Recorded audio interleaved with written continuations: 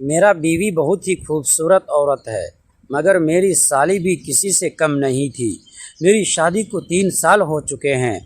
मेरी साली की उम्र इस वक्त 20 साल है, जबकि मेरी बीवी की 22 साल है और मेरी उम्र 28 साल है। मैं इस वक्त एक कंपनी में बहुत अच्छी जॉब पर हूँ। उन्हीं दिनों मेरा ट्रांसफ़र कंपनी ने एक दूसरे शहर में कर दिया था, जहाँ ना तो मेरे घर वाले थे और ना ही मेरे ससुराल वाले, क्योंकि ये दोनों एक ही शहर में रहते थे। दोस्तों, बहुत ही रोमांचक कहानी है, पूरा सुनिएगा ज़रूर। दोस्तों, वीडियो में आगे बढ़ने से पहले एक छोटा सा रिक्वेस्ट है कि वीडियो को लाइक और हमारे चैनल को सब्सक्राइब कीजिए और प्यारा सा कमेंट भी कर दीजिएगा। दोस्तों, चलते हैं आज की कहानी की तरफ। मैं अपनी बीवी को लेकर इस घर में शिफ्ट हो गया और कुछ दिन बाद मेरी बीवी ने अपना अकेलापन दूर करने के लिए एक स्कूल में टीचर की जॉब ले ली। मुझे भी कोई एतराज़ नहीं था, क्योंकि मेरे कंपनी जाने के बाद वह सारा दिन घर में अकेली रहकर बोर होती थी। मेरी बीवी का नाम कुसुम है और मेरी साली का नाम प्रिया है। एक दिन जब मैं काम से फ्री होकर घर आया तो मेरी बीवी ने मुझे बताया कि वो अपनी बहन प्रिया को यहाँ बुला रही है। वहाँ घर में कुछ प्रॉब्लम चल रही है और इस बात को लेकर प्रिया काफ़ी डिस्टर्बल है। मैंने भी मना नहीं किया, क्योंकि मैं तो पहले से ही अपनी साली को अपने पास रखना चाहता था। मैं उसके साथ कुछ और तो नहीं कर सकता था, मगर उसको अपने करीब तो रख सकता था।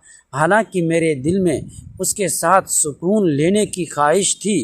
फिर कुछ दिन बाद प्रिया हमारे घर आ गई। इसके चेहरे की उदासी से मुझे कुछ अंदाज़ा तो ना हुआ, मगर यह समझ आया कि वाकई कुछ गड़बड़ है। खैर, प्रिया आ गई। अब उसे कुछ दिन यहाँ रहना था, मगर वह मुझसे ज़्यादा बातचीत नहीं कर पा रही थी। प्रिया को रहते 1 हफ़्ता हो गया था और मैं और मेरी बीवी इसे तकरीबन रोज़ाना ही बाहर ले जाते थे और रात को देर से वापस आते, ताकि प्रिया का दिल बहल जाए। एक दिन मैंने अपनी बीवी से पूछा कि वजह क्या है जो प्रिया इतनी उदास और अपसेट रहे।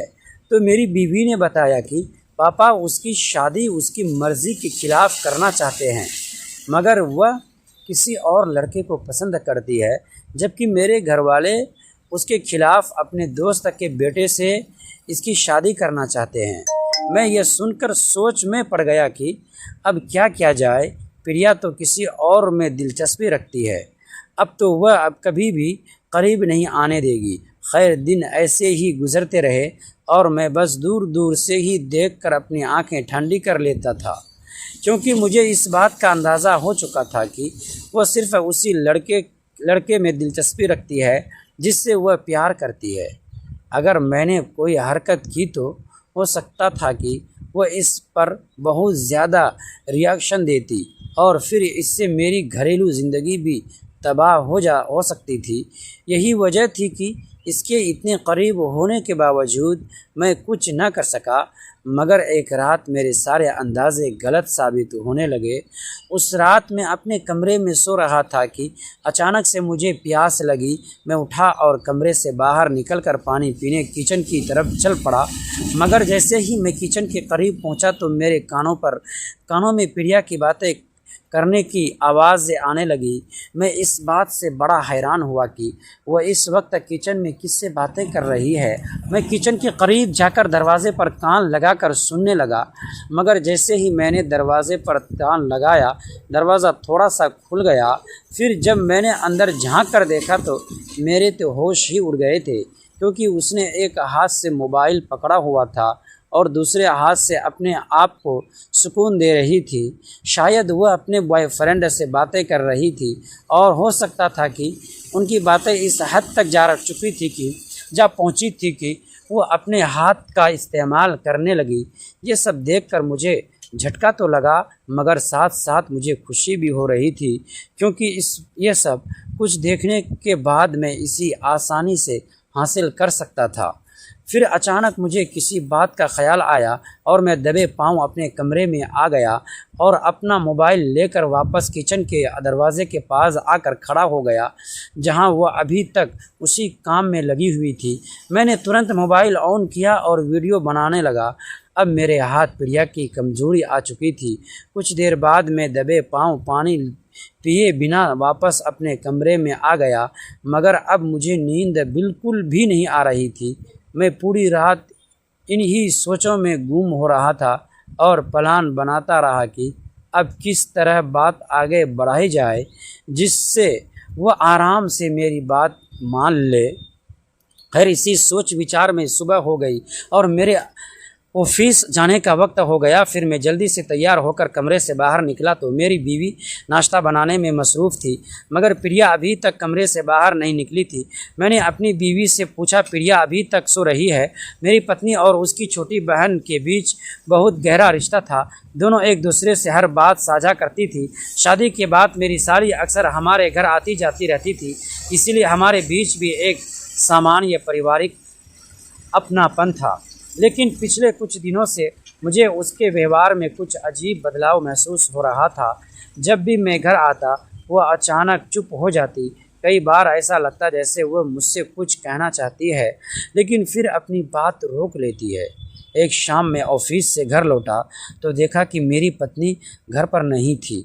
उसकी छोटी बहन अकेली बैठी थी। मुझे देखकर वह घबरा गई और तुरंत उठकर जाने लगी। मैंने हैरानी से पूछा, क्या हुआ? तुम इतनी जल्दी क्यों जा रही हो?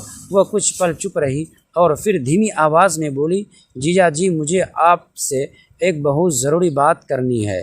उसकी आवाज़ में डर साफ झलक रहा था। मैंने पूछा, क्या बात है? सब ठीक तो है? उसने मेरी तरफ देखा, लेकिन उसकी आंखों में ऐसा राज छिपा था जिसकी मुझे बिल्कुल उम्मीद नहीं थी। फिर उसने कहा, आप मेरी बात सुनकर शायद मुझ पर यकीन नहीं करेंगे, लेकिन आपकी ज़िंदगी में कुछ ऐसा हो रहा है जिसके बारे में आपको जानना बहुत ज़रूरी है। मैं कुछ समझ पाता उससे पहले ही बाहर दरवाज़ा खुलने की आवाज़ आई। मेरी पत्नी वापस आ चुकी थी। मेरी साली ने घबराकर मेरी तरफ देखा और फुसफुसाते हुए कहा, अभी मेरी बात किसी को मत बताइएगा, ख़ासकर दीदी को भी नहीं बताइएगा। उस पल पहली बार मेरे मन में शक पैदा हुआ। आखिर ऐसा क्या था जो मेरी साली मुझसे छिपाकर बताना चाहती थी? और मेरी पत्नी के वापस आते ही वह इतनी घबरा क्यों गई? मुझे नहीं पता था कि उस रात के बाद मेरी ज़िंदगी में एक ऐसा रहस्य खुलने वाला था जो मेरी शादी, मेरे रिश्तों और मेरे भरोसे तीनों को हमेशा के लिए बदल देगा। दोस्तों, अगली पार्ट देखने के लिए प्लीज़ हमारे चैनल को सब्सक्राइब ज़रूर कीजिए।